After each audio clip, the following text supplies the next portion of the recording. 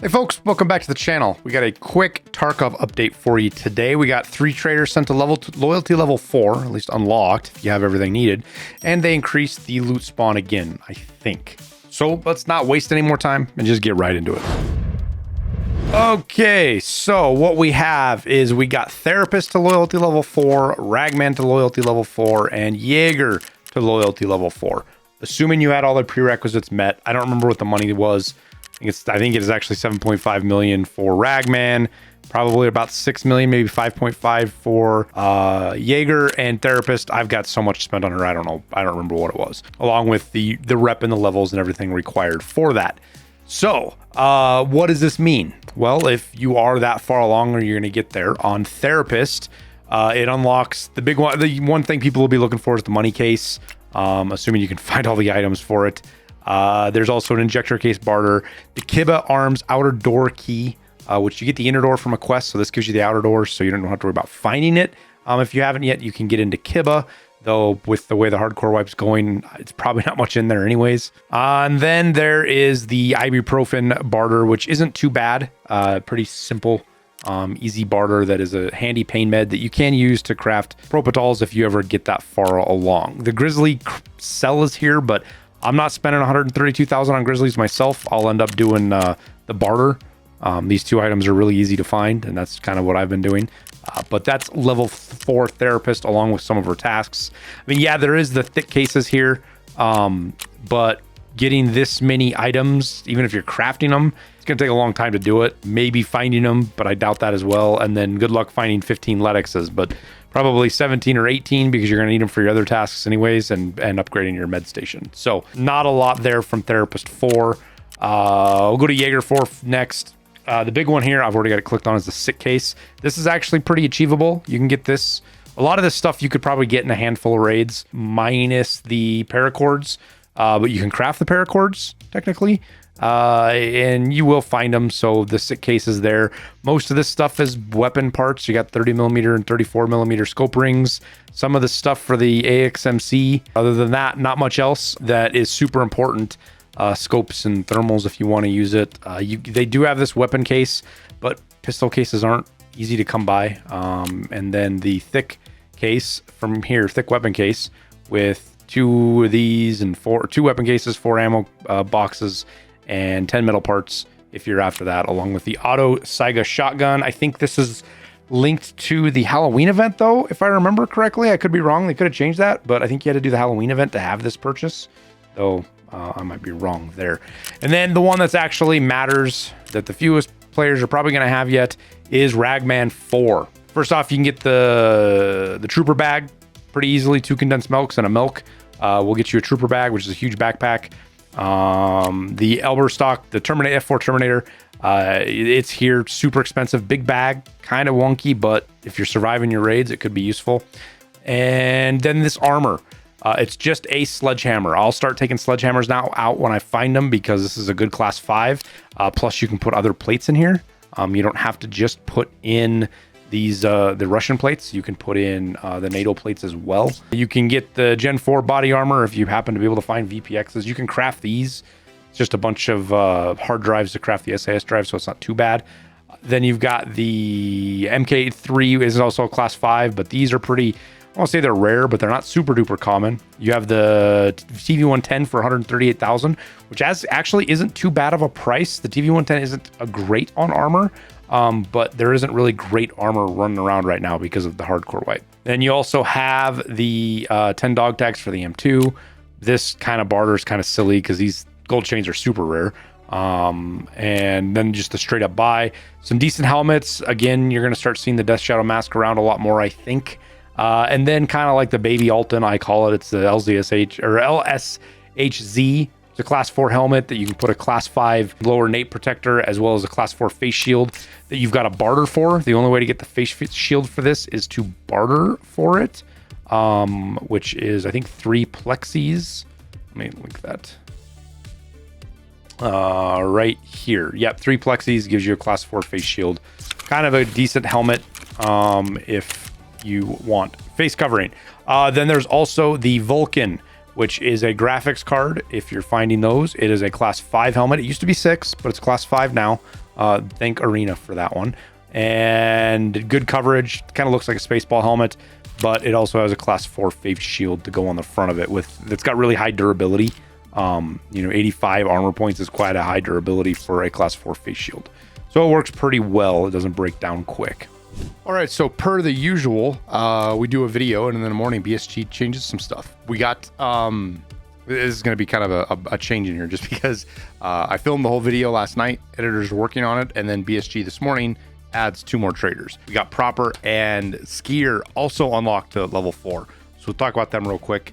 Prapor, the big things, you get some mags, you get SPP. The most important one that's going to matter for most people is the 6B43 barter. Now, this is without plates, but that's fine. You don't need plates to turn it in for sew it up good part something or other, whichever it is. There's one of the ones where you get to turn a 6B42, 2 of these in. So now that you have that, you can do it, though they do still require to be damaged, which kind of sucks. Now, along with that, obviously, you can buy VSSs now. There's a class 5 plate, but it's ceramic, so it's not great. But I guess if you want to run class 5, it's there, along with an Ash 12 barter and the AK-12 purchase. There's also a barter for the SR3M for dog tags, and it was really all the super important stuff I saw inside of Prapor 3. Now, Prapor 4, Skier 4 has a lot of stuff in here. Barter specifically, you can now do the Reap IR barter if you want, though this shit is impossible to find. Same thing with DVL, though thermites are impossible to find. There is a weapon case barter that's a little bit more tangible than some of the others. This stuff should be actually acquirable, especially if you get to where you can craft moonshine. And then the Voodoo barter for 2 GPXs, so hit your filing cabinets. That'll be pretty good. As far as everything else, nothing too crazy. It's kind of miscellaneous parts for like the 338 and the AA-12. You do get access to the XPS 0 and the UH-1, but aside from that, nothing too crazy on Skier 4. But back to the regular recorded stuff, since we got these guys covered. But that is the traders and some more tasks and stuff unlocked with them, obviously. Along with that, they also said they increased loot, rare loot. Now, the problem with this statement is that I don't know if this is a catch-up from Nikita or if this is a second loot buff. I think it's a second loot buff, but Nikita mentioned in his tweet earlier last week, that the not mentioned in the patch notes was a 25% buff to loot, global loot. And then we get this other statement here from them saying that they're increasing rare loot.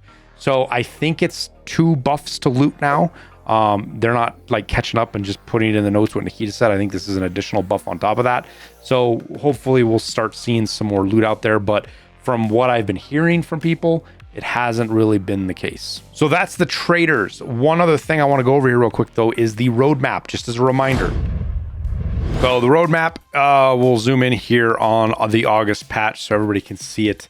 The big thing in here that I'm kind of anxious to see is the in-game event. It's going to be something big. It's going to be something special. We'll see how well it goes over with the hardcore rules set. I don't think it was originally planned to do that. It could completely blow the hardcore rules set out.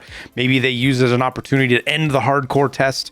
Who knows? But it'll be something interesting, and it'll give us something to do over September. Hopefully, I've been wrapped up in Battlefield, and I will be next weekend. And then October 10th is the release of Battlefield 6. And then we have Arc Raiders on the 30th of October. So October's kind of, I'm probably not going to play much Tarkov in October, but there isn't much to do in September. So I plan on playing plenty of Tarkov in September still, try to get max traders, maybe get a prestige out of it, but we'll see. It's pretty tough. It's looking at some of the things still to do on hardcore. I don't know if I'm actually going to be able to do it. But we also are going to get some more balancing fixes, quality of life changes, and cumulative fixes based on player feedback. Vague on purpose. That way they can kind of do whatever they want. They don't have to stick to any promises. Shoreline, Ground Zero, and interchange optimizations, hopefully. Now, we did hear from Apple that the interchange expansion, or whatever they're going to do to interchange, not just the optimization, is going to come before release. So I don't know if that's going to be in here or we're going to have some other patches down the road, but that is still coming before release, which is good, though I don't think it really matters all that much if it's at release or before release, to be honest with you. Escape from Tarkov PvE and EFT arena synchronization will also be a huge thing. I'm not a PvE player, but I do know people that are PvE players that are really anxious and looking forward to this. This could boost the numbers on arena quite a bit, which is one of the biggest problems arena faces is low player counts. That problem causes a lot of other issues or makes them worse. So if they can get the player numbers up in arenas somehow, maybe that will help out the game a bit. Who knows? More PMC customization options, and then the fall weather season. And the fall weather season to me says that we probably won't expect this patch till the end of the month. That's a guess, but that's kind of how I'm seeing that with a fall weather season change, not being early August, but towards the end of August. Now, for me, the big thing that is standing out here that is interesting is we have no other patches listed after August, and it just goes into release of version 1.0. I don't think we're going to see release before December. We could. I could be completely caught by surprise, and they could go do it in October or November. I just don't think it's going to be ready. The hardcore patch to me struck me as a gap filler. They wanted to maybe release 1.0 earlier this year, maybe as early as now, August or September, but it just wasn't going to happen. Delays, they're not finished with everything, whatever it might be, and they had to push it back. And they didn't want to let the wipe run all the way till December. They wanted to do another wipe, and if you're going to do that, why wait till August? So they just, I think, kind of rushed it and just did it in July. And the reason I say they rushed it is because there's a lot of stuff that just didn't get done for the hardcore wipe that should have been done. Things like adjustments of barters and crafts, and some of the stuff just kind of felt not really well thought out. Too many things changed and too little time to really analyze it, and so it kind of feels ham-fisted and rushed. So I think that's what it was a product of. Is it was a last-minute decision. We're going to do a hardcore wipe. We're going to use that to fill the time between this patch 16 wipe and the release. So that could point to release being earlier than December, though I don't think it is. So what's going to fill this time between August and December is a big question mark for me. Are they just going to throw in the towel and kind of write October off and maybe even November, because they know whether they plan around it or not, they understand that Arc Raiders is coming, and it is going to take every content creator away from Tarkov. Maybe not every one of them, but a lot of them. And that's stacked on top of Battlefield 6. And it's not necessarily because it's going to kill Tarkov or people are replacing Tarkov, but you know how it is. If you've been playing Tarkov for years, you know how it is. You're eager for something new. You might still come back to Tarkov and play it and love it. I do. Not so much right now. It's not as good as it could be, but that's another video. You're eager to play something new and fresh, and that's both what Battlefield 6 is. For me especially, I'm an old Battlefield 6 player, so I just love the game. I'm an old Battlefield player, so Battlefield 6 is great for me. And Arc Raiders, I just absolutely freaking fell in love with that game too. I'm super excited for it. It's not going to replace Tarkov for me. It's just a different game to play that scratches different itches, if you will.